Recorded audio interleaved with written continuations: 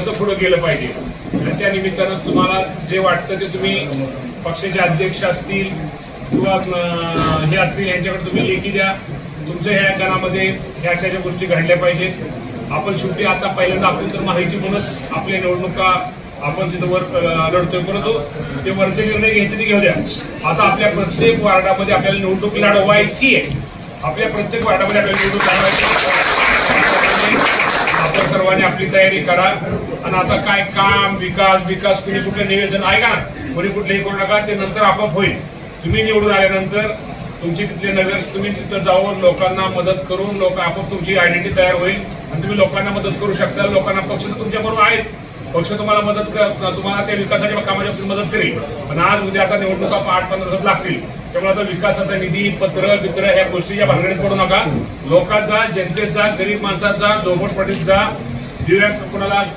दिव्यांगाला काय गरज लागते, अल्पसंख्याक माणसाला काय गरज लागते, आपल्या मागासवर्गीय माणसाला काय गरज लागते, सरकारच्या कुठल्या योजना आहेत त्यासाठी कुठल्या पुढाऱ्याची कुठल्या नेत्याची गरज नाही. अशा अनेक योजना आहेत की तिथं तुम्हाला तिथं काम करता येईल. लोकांचं लाईट बोर्डाचं एखाद्याचं बिल जास्त आलंय तिथं जाऊन तिथं कमी कसं होईल, त्याला कशी मदत होईल. झोपडी जाऊन शिरा. मोठ्या इमारतीत शिरण्याबद्दल दुमत नाही, पण झोपडी जाऊन सगळ्यांनी शिरा. लोकांचा कल घ्या. पक्ष तुम्हाला निश्चित प्रकारे मी एवढं सांगतो की तुम्ही प्रत्येक वार्डामध्ये आपापल्या पद्धतीने निवडणूक लढवा आणि प्रत्येकाला सांगू पक्ष तर तुमच्या बरोबर आहेच. पक्षाची ताकद पक्ष तुम्हाला सगळं बाकीचं करेल. शेवटी तुमची ताकद असली पाहिजे. मग मला पक्षाने हे दिलं नाही, मी पक्षासाठीच काय केलं आणि मी इतकी वर्ष निष्ठा होती काय होती, हे बरोबर जरी असलं तर निवडणूक लढवायला हे पूर्ण पडत नाही. यासाठी तुम्हाला स्वतःचं त्या वार्डामध्ये त्या ह्याच्यामध्ये तुमचं स्वतःचं काम दिसणं गरजेचं आहे. तिथं लोकांमध्ये जा, लोकांना समजून सांगा, लोकांना समजून सांगून लोकांना तुम्ही दिल्यानंतर लोकांसाठी काय आणि विकासाचा विषयच घेऊ नका आणि आल्यानंतर आम्ही सगळं तुमचं करू म्हणून सांगा. पण आता तुम्हाला निवडणूक लढवायची माणुसकी लोकांच्या जाऊन लोकांच्या मिसळून त्या लोकांना त्या मतदारांना तुम्ही तुमच्या घरचं वाटलं पाहिजे. त्यामध्ये तुम्हाला त्यांनी ऍक्सेप्ट केलं पाहिजे. यासाठी तुमच्या सगळ्यांचा फक्त तुमच्याशी बोलायला तुमच्याशी करायला. राजकारणामध्ये कोण कुठं येईल, कोण कुठला नेता फुटल, मोठा फुटल, बारका फुटल, मी तुम्हाला आज सांगतो.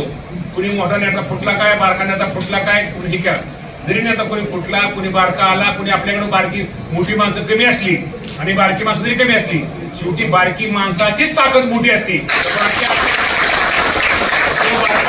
बारका माणूस जो करू शकतो, छोटा कार्यकर्ता जो करू शकतो, छोटा नेता करू शकतो, तो मोठा नेता काही करू शकत नाही.